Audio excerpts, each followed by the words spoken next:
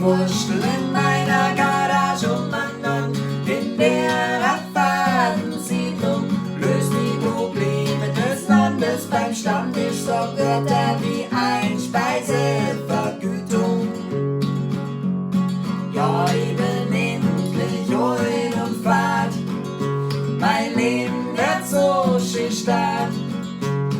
Mir ganz egal, ob die Benzin morgen grad, ich bin endlich heut und fad. Wenn ihr Hemd und der Hosen braucht, dann kauf ich's mal beim Kick. Die Jungen und Schäler, die würdigen mir sowieso schon lang mehr keinen Blick.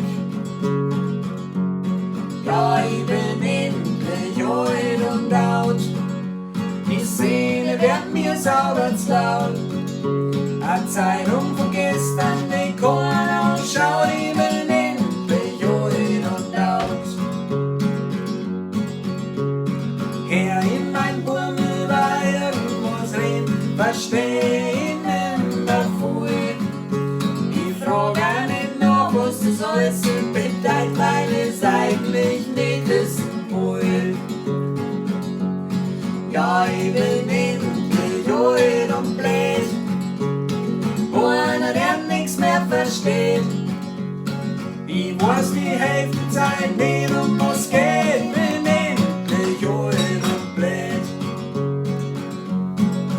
Ja, so fad und alt und blöd, einer, der nix mehr versteht.